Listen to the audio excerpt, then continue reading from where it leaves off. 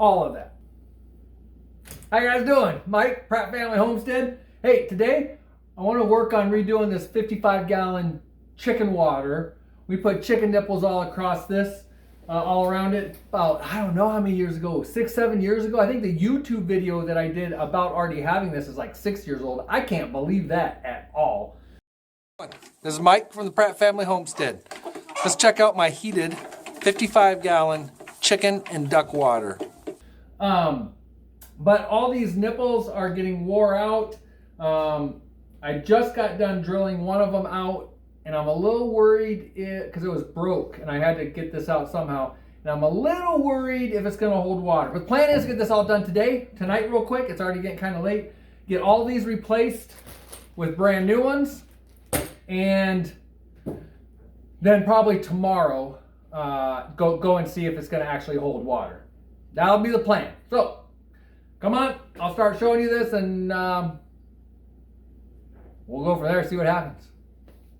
Here's an example of replacing one. It actually doesn't look bad, except it doesn't have the little cup on the bottom anymore. Neither does that one. This one, you can't even push it in, so I'm not even sure if it works. This one actually seems like it works. This one doesn't have one in there, but it looks threaded. That one looks like it might not be a problem. This one and another one that another one over that way, I think. I had to drill out and pull out, and I'm a little bit worried about how snug all this is going to fit in there, if it's going to leak or not. So I might try it without any silicone or anything tonight. If those two end up leaking, or if any of them end up leaking, I may just end up taking it off tomorrow, put a little bit of silicone in there, screw it back in, and see what happens. So I think I'm going to try no silicone or anything today. I'm just gonna try and get some plumber's tape wrapped around this.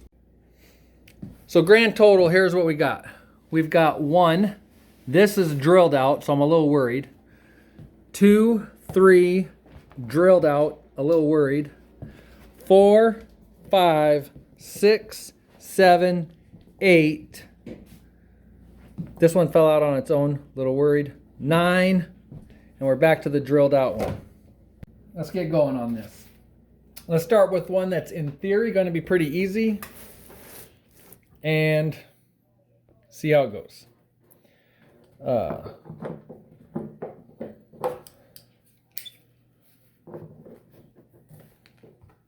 So this is old silicone. I had siliconed all these before. I don't think I'm going to this time. I think we'll go for the experiment tomorrow morning and see what happens. This worked, so you might be asking yourself, well, why the heck wouldn't you use silicone again? But we'll just put a little bit of this around.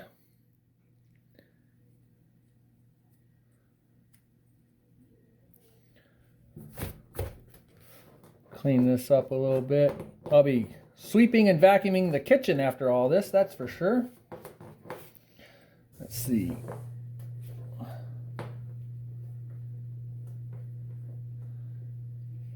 I'm actually not real satisfied with that. I'm going to try to put a little more tape on here. We cannot interfere with this plastic little stop right here. All right, scratch all of that. About choked on my coffee right there just now. Hey, all that, I just did a ton of videoing, ton of all this, all that, and they leaked. So forget the no silicone thing. I got tons of footage that I'm not even gonna do anything with. Well, I'm sitting here warming up, Andrew. What do you have to tell them? Huh? What do you gotta tell everybody? Hi. What's been going on? What, you got anything to say? This is your time to talk, brother. Talk. I don't know. All right. Well, thanks for playing. Yeah. All right. Well, you have a great day. TJ, your turn. I don't got nothing to say. Well, apparently TJ has nothing to say either, so let's go check on the water. So I dumped it all out. It leaked. I seem to have one problem area. It's this one.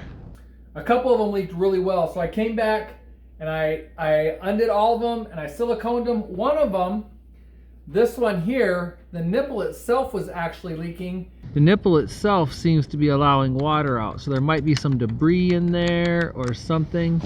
And come to find out, it looks like a piece of this tape got brought up under this little gasket, which I'm probably showing you some footage of that right now. So anyways, I've gone through, I've applied silicone to all of these, and I'll show you some of that here. So I've taped this one. I don't know if I really should tape or not, but I feel like it's going to make the threading a little bit bigger and help out just a little. Next, on all these, I'm going to add some silicone around the base. This is going to be my little bit of peace of mind right here. What I've got to be very careful of, I got to be very careful not to get silicone anywhere near the tip of this, because we want this to function. I don't want to accidentally slide, you know, get a big glob on here, try sliding it in the hole, and then clog up here and cause problems. So I'm very confident with this application right here. Nothing's going to get messy. I'm just going to put it in. So I'm not applying any silicone here either, because I don't want to scrape silicone getting in there. And then there is some thread, so it will tighten up, and it's spreading that silicone all around. And so I think that's about as tight as I want to go. And so that silicone should form and plunker, and that one should be sealed. And I'm going to mark them again so that I know where I'm at. Hopefully it's going to hold. We're going to test this maybe tomorrow morning, maybe tomorrow night. I got work tomorrow, so it might depend. I'm not 100% sure, but I need to get this in place because I'm tired of hauling water for the chickens. And this makes it so this is going to be at least 10 to 15 days worth of water, because we do a 5-gallon bucket. Well, we probably should do a 5-gallon bucket about every day, but I mean, 5 gallons will last the chickens about a day and a half, really. So anyways, 15 days, that'd be nice. That'd be really nice. All right, let's check this out tomorrow, see what happens. Other than that, I'm going to enjoy me some protein coffee here, and I'll see you tomorrow maybe.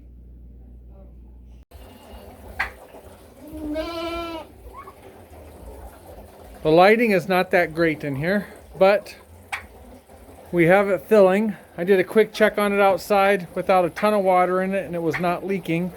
So we're actually going to go ahead and fill it in here.